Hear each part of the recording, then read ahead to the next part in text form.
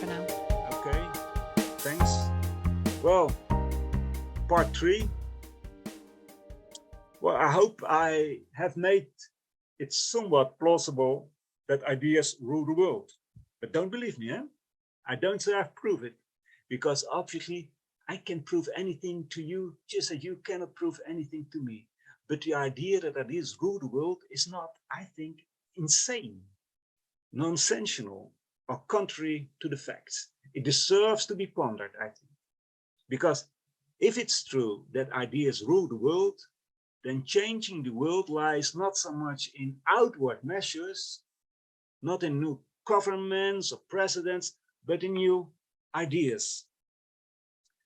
It can also be, of course, that you don't want to change the world. Well, we respect everybody's free will, and then you don't have to come up with new ideas. But I think that many of us, and especially those who live in miserable conditions, who are hungry and lacking, who live in war situation or who have fled war, people who can't find any meaning in life, I think that all those people, and also those who look with compassion at the suffering of the world, would like to have a different world. Well, they would have to start thinking new thoughts, new ideas. We've already observed that the main characteristic of the present thinking is desire, often in combination with the intellect, and that characteristic does not disappear in fighting against it, nor by pushing it through another variation of it. The latter happens in coups, in revolutions, upheavals, and the like. To give some examples, the French Revolution of 1789 overthrew the totalitarian system of kings, but within 10 years there was an equally dictatorial Emperor Napoleon. And the Russian Revolution of 1970 killed the Tsar and his family, promising a better regime, but that was soon as oppressive as the Tsar regime. And quite recently, the Arab Spring, directed against totalitarian presidents and political leaders, it has changed nothing. There are other leaders in some countries, but just as totalitarian as the old ones. In Tunisia, where the Arab Spring began about 10 years ago, the people themselves voted for a new president to sit on the throne like an absolute ruler. So it's not about other people in power, but about widely held different ideas. There is a fact in history that demonstrates this very well, and that is the relationship between Greek civilization and the Roman Empire. In this, you must know that the Romans had a strong and well-organized army which conquered the Greek city-states quite easily, but Greek ideas were much stronger than those of the Romans. Greek philosophy, conceptions of art, mythology, religions sprang from the Greek mysteries. In short, the whole of Greek culture, although by the time the Romans conquered Greece, it had already degenerated, surpassed that of the Romans. And that's why it is said, conquered Greece holds conquering Rome in its grip. The whole Greek thinking was so superior to the soldiers' mentality of the Romans that although the latter were physically stronger, they nevertheless lost to the Greek. Ideas are mightier than weapons. Victor Hugo varied on this theme with the statement, something is stronger than all the armies in the world, and this is an idea which time has come.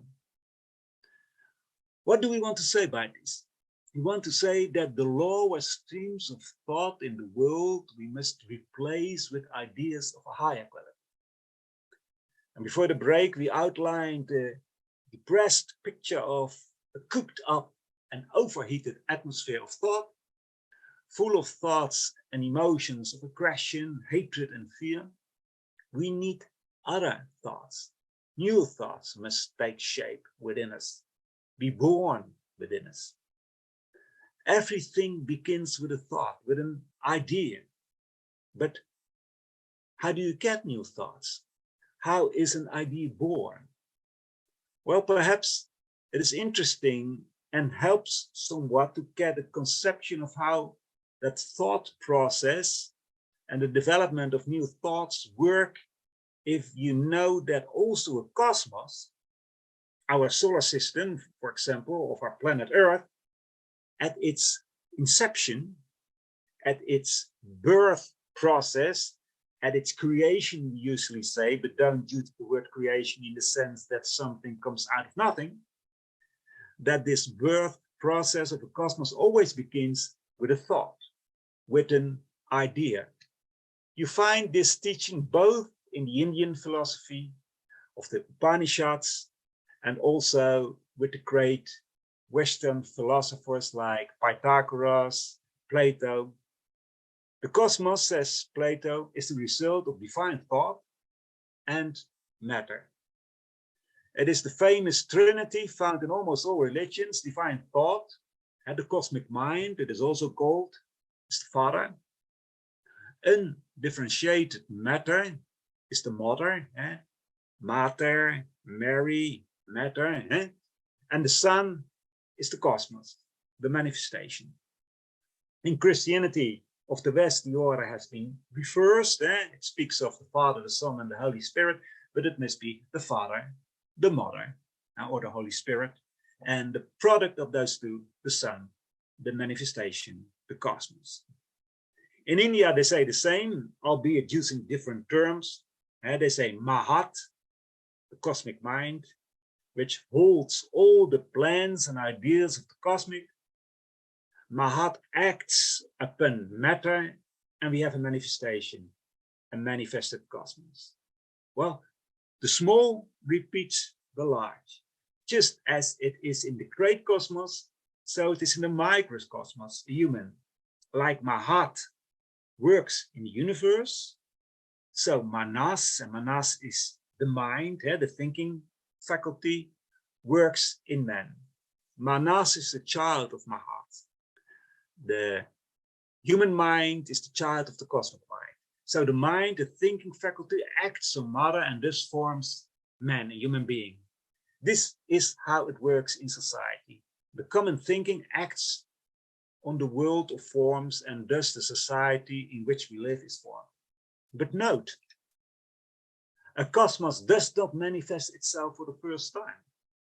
It has already manifested itself countless times, according to the omnipresent law of cyclicity. The coming and going and coming again of things, phenomena, human beings, ideas, so that divine thought, the cosmos, has lived many times, and within itself, it contains everything. Yes, really everything that will manifest itself in that cosmos. Well, when such a new cosmos manifests itself, it will first be in a nebula, a misty something, as it were, still vague. It does not yet have such clear forms.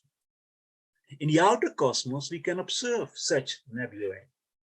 You find them in what astronomers call the nursery of new stars. Then that nebula will start to rotate, spin, and harden, concretize, and find its place in space where karmically it belongs. We now outline in very few words the process of how a cosmos is born, but it may help us to understand how new ideas are being born. First of all, we must realize that when we speak of new thoughts, a new idea, we should actually say an idea that is new to us. That idea has existed for a long time. That idea was in the cosmic mind, which was already present at the dawn of our cosmos. There is nothing new under the sun. Inventions do not exist. Discoveries do. You discover the new idea, you remove the veil from it, and then you see the new idea. So when you first perceive a new idea, or perhaps we should say perceive a new idea for the first time in this life, that actually means that the idea is born within you, appears on the horizon of your consciousness, finds its form in your consciousness, finds its shelter. And just like a star or planet being born, the idea is at first a nebula, a mist, a foggy thought, no details yet, no specifics, no concreteness. It's like a general, still vague, but all-encompassing idea. It's an abstraction. You cannot name it. You have no words for it yet. What happens then? Well, that depends on yourself. You can forget that fake idea, then it dies, then the time is not yet ripe. But you can also feed that idea. You can focus your attention on it, carry it along in your consciousness, and if you do that, it will begin to materialize and concretize. You see more relief, so to speak. Whereas at first it just was white light, now you start to discover colors. And as you think further, the initially abstract idea will take more and more shape. You can name it. You may still need many words, but you can already talk about it with others. Then, if you give it even more attention, you keep your mind focused on it, the idea becomes so real to you that you cannot really do anything but live by it. Take it in account in your life, apply it. Now, ideas are also subject to cyclicity. In other words, there are errors when the more spiritual ideas have retreated, are in a resting phase, as it were. These are the times that Plato calls the times of spiritual bareness. Such a period began about 1500 years ago, when increased the last of the then already highly degenerated mystery schools closed, and we entered the dark period of the Middle Ages, an era when free will was considered a diabolical organ, and in which only the dogmas of the Christian churches were tolerated as ideas. We have lived with a wrong philosophy for centuries and centuries. The idea that we could be saved by another, that the church's means of grace would bring us salvation, and should we not receive it, we should burn eternally in hell. This kind of thought has defined human thought for centuries, and still today, these ideas hurt millions of people. Although millions have also seen the madness and the illogical of them, and so all religion, all thought of an afterlife, an idea that there is something more than this physical world, have been thrown away, because, as Helena Blavatsky rightly points out, the atheist is the bastard son of the church. This was the situation in 1875, when the Theosophical Society was founded, and Helena Blavatsky and her associates and successors proclaimed new ideas. Proclaimed. They could not think for others, but they had the time on their side. Some cycles ended, and new one was born. We lack the time to elaborate on this now, but just as other kinds of thoughts died when the last mystery school increase closed, the time came at the end of the 19th century when such thoughts could be born again. Though not exactly the same, ideas too are subject to growth. However, there is a condition for the rebirth of those new ideas based on the spiritual side of nature, and that is that people want to accept those ideas. Ideas that at first will seem very vague, still abstract, still not very concrete. They are like nebula, but which, as we turn our attention to them, become more and more concrete and at a certain moment are as common as our everyday ideas. Elena Petrovna Blavatsky says the following about this return of ideas in an article called The Future Religion. Occultism teaches us that ideas based upon fundamental truths move in eternity in a circle. They have in their perpetual flow their periods of intensity and activity as the durations of morbid inactivity. During the former, and whenever a strong impulse is imparted on some given points of the globe to one of such fundamental truths, then cognate brains are affected on several points, and identical ideas will be generated and expression given to them, often in almost identical terms. Well, I can imagine that you do not at once comprehend what is written here, so let me summarize what Elena Blavatsky says here. Ideas based on fundamental truths come and go cyclically. They permeate the sensory world, the world we live in. They have periods of flowering and decay, and these are times of spiritual fertility and bareness, of which Plato spoke. They come into being, especially when there is a strong impulse from human beings, and this, of course, is very important to us. We can give that strong impulse by longing for more light, for more truth. And during periods of flowering, brains are influenced in different places, and ideas are expressed in almost the same terms. Those fundamental truths are those eternal essences, those ideas about which Plato also speaks and which are the basis of our world.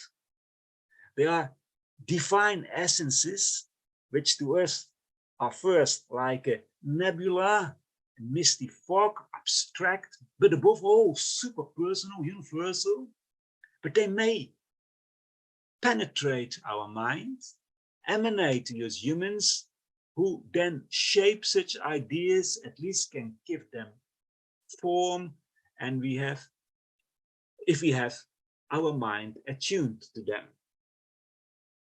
It's my conviction that such a period of flowering of ideas, of fundamental truths, began around 1875. About what kind of ideas am I speaking? I can name the main ones. First of all, there is the idea of oneness, unity. That is such an abstract idea to many that if you don't pay attention to it, it always remains a misty fog. But if you pay attention to it, then it actually permeates your whole thinking, and you will see that unity in everything you perceive. He once explained to children of about 8 years the idea of unity, and then we went to a forest where they had to recognize that unity.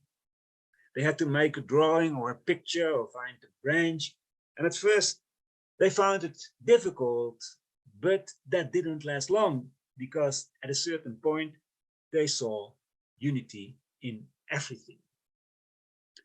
When we speak of unity, we are referring to the spiritual unity which underlies diversity. Everything comes from the same source, so we don't mean that there is uniformity, that everyone is the same, certainly not. We mean that everyone is rooted in the same life, that the lifeblood that flows through me is the same as that which flows through you, and through an ant, or a plant, or a mineral, though we shape that same life in our own way.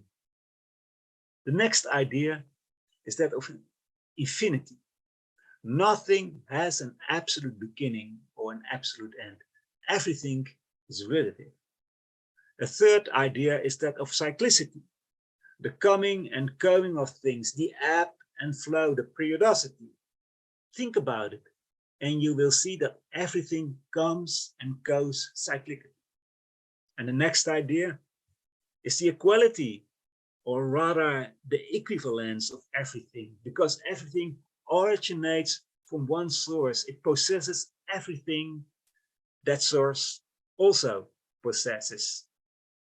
The fifth idea is that by definition, there is a difference between humans and between humans and other realms of nature, but also because all beings do come from the same source. All of nature is based on cooperation. There is a hierarchical structure where the more advanced need the less advanced, and vice versa. We cannot live, we cannot do without each other. We need each other. And this is the sixth idea for our growth.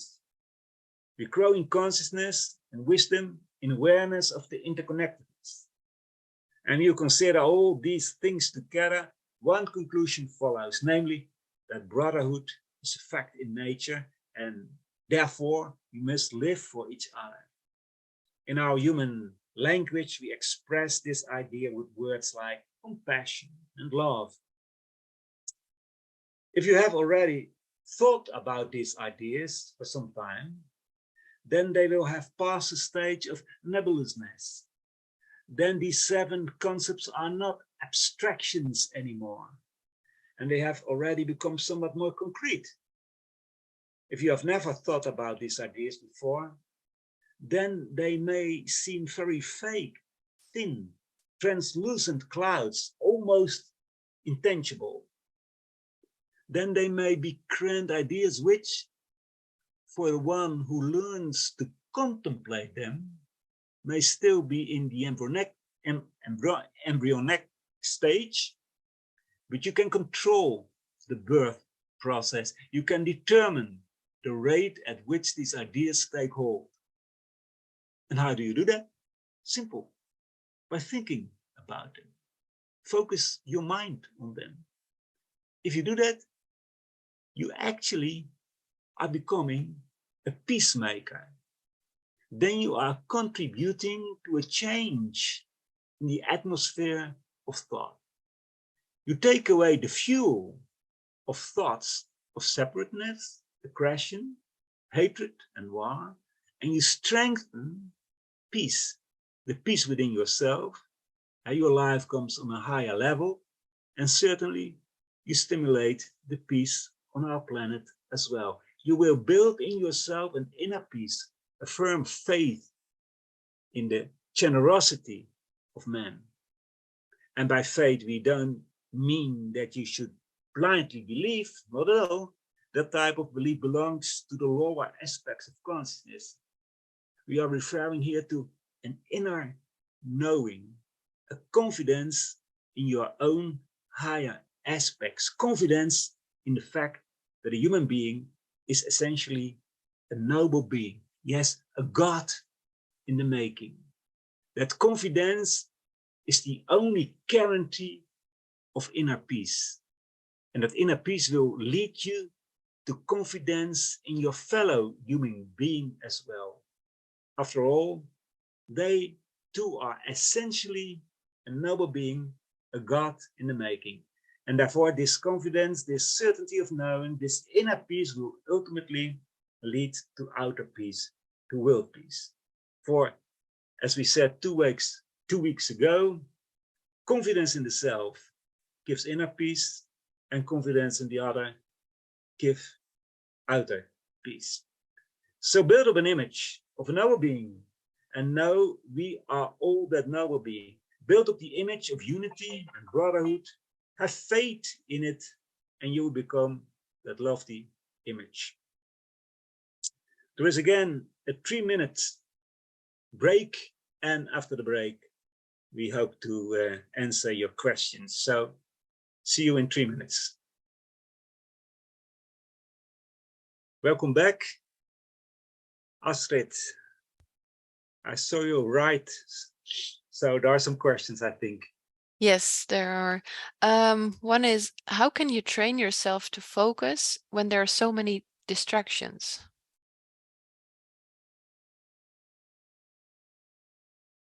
Well,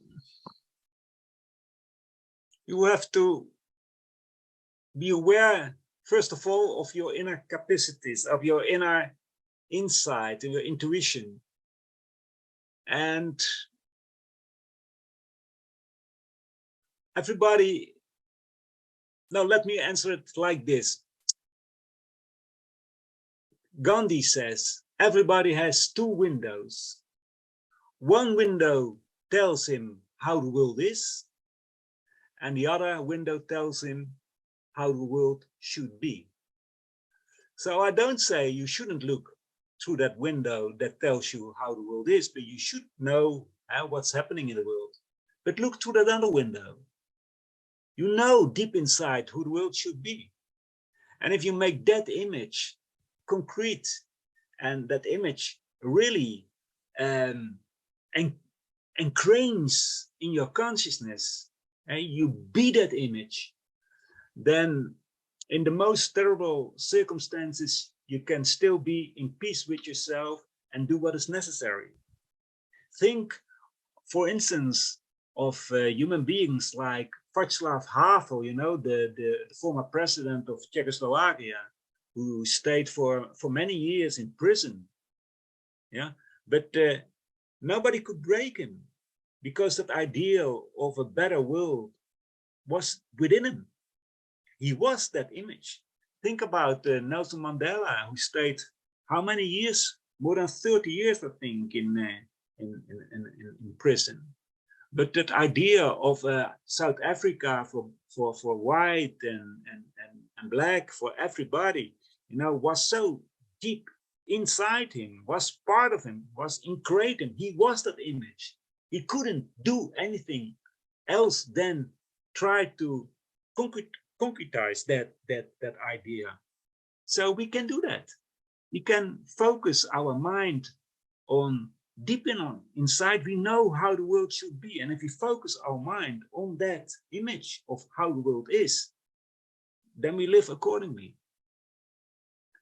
And of course, it needs some time, and sometimes we will realize that we fall back in old habits, but then we try again, we fall and stand up again and do it for the second time, the third time. You know, if we feel that's not so bad, if we feel and we try it again, well, the second time it will be better.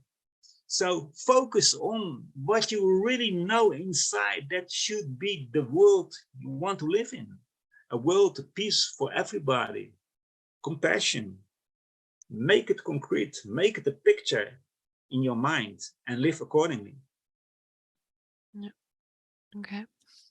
And the other question is, how can we inspire teenagers to start thinking consciously when social media draw their attention so strongly? Yeah, that's a very big problem. Let me say, not all the teenagers are addicted to the cell phone. Eh? A lot of them not. And I think if you offer them, now, first of all, talk with them, respect their ideas, because they also have deep inside an idea of a better world, how the world should be. And that they fight against our world, okay, in a way they're completely right, because the older ones didn't have made a good world for them. So that they are sometimes rebellious, that's okay, I think. Normally, it should be like that. But we can talk about them, and we can help them to shape their ideals. Help them not to shape is not really the word, but help them to concretize their ideals by giving them wisdom, or let the wisdom in themselves be born, so that they can not without thinking, but reasonably follow their ideals, live their ideals. And for that we need to talk with them. And that starts already when the children are very small. If the parents for instance, at the age of 3, 4, 5, already start to talk with their children about an idealistic world, about the things that you can do, about the beauties of life, about nature, culture, music, art, etc.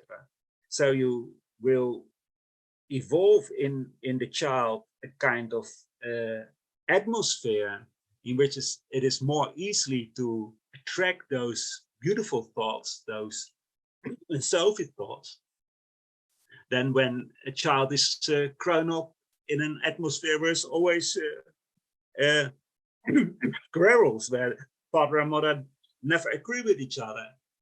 So from the beginning, we should already create a kind of atmosphere in which it is more easy for a child to evolve the more spiritual parts of their consciousness.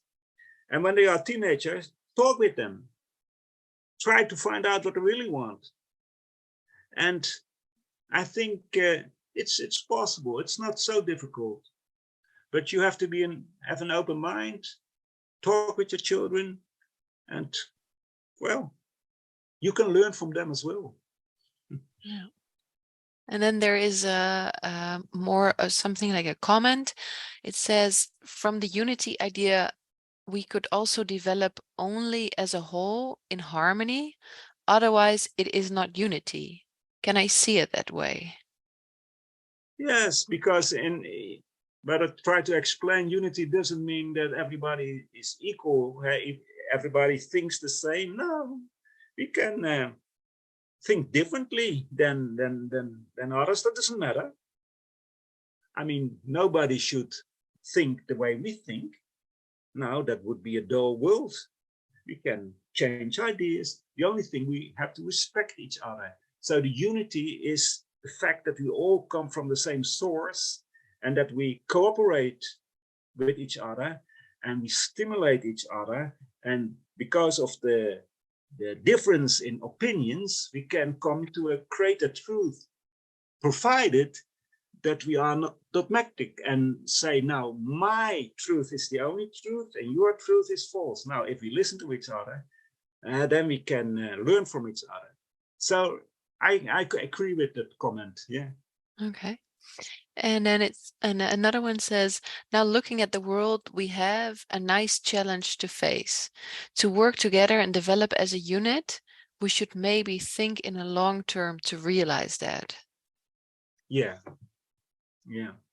We have to be realistic. I mean, tomorrow there will be war, unfortunately. But we can change the sphere of thought every day. And every day we will,